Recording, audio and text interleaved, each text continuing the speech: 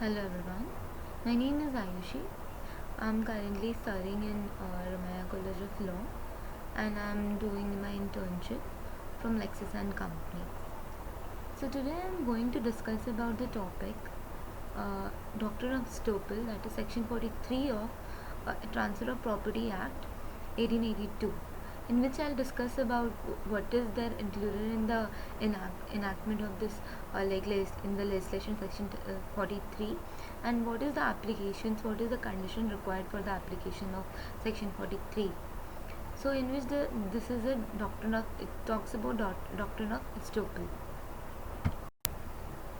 So section 43 talks about the transfer by an unauthorized person uh, who subsequently acquires interest in the property transfer. So it says that where a person fraudulently or erroneously represent that he is unauthorized to transfer certain immovable property and professes to transfer such property for consideration, uh, such transfer shall, at the option of the transferee, operate on any interest which the transferor may acquire in such property at any time during with the contract of the transfer of subsist.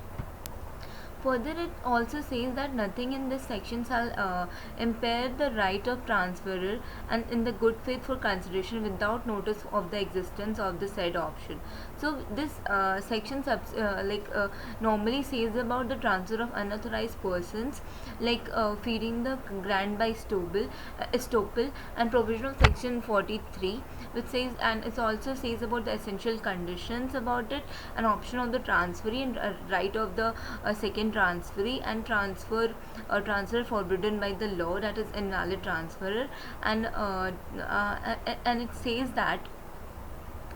says that, when a person who is having no title, no interest in the immovable property and cannot transfer that property. So if I don't have an interest, or I don't have any subsequent right to the any property, I don't have even the right of transfer to such of that immovable property. So this section provide that if a person having no authority professes in the transfer or removal property, he is stopped from denying the transfer when he is subsequently acquires such authority. So this law incorporated section 43 based on the following of the two principles, which says that the common law of the doctrine estoppel by deed, and the equitable principle that if a person promises promises that more than he can perform, then he must fulfill the promise when he gets the ability to do so. That is, it's also based on the doctrine of equity, that if you don't have right to the person, then also you don't have a right to transfer a property, then also you have transferred such property. Then after getting such a right or actual right over that property, it's an equitable thing that you should transfer that property to the person that you have been promised earlier. So it says that feeding the grant by estoppel. So doctrine of feeding the grant by estoppel is derived from the legal maxim that nemo dat quod non habet, which means that no one can give something which he doesn't himself possess to another person. So the principle of feeding the grant by estoppel has a statutory basis in India. So under this section enables a transferee to whom the transfer is made on the fraudulent or anonymous representation to lay hold at his option of any interest the transferor may subsequently acquire in the property, provided by doing subsequent purchaser for value without notice. So when he gets the ability to do so, this section contemplates a situation where a person having no authority professes to transfer an immovable property, then such person is stopped from denying the transfer when he subsequently acquires such property. This section is also based on the two condition, that is equitable condition, and if you don't have a uh,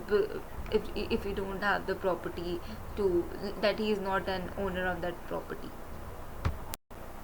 Proviso of this section include that if a person, when the person is not have a property, like owner of the property, and the transfer is for the consideration, and such transfer acquired the authority subsequently. And the condition for the application of the section 43 is that the transfer is an unauthorized person, transferor is an unauthorized person, and there is a fraudulent or erroneous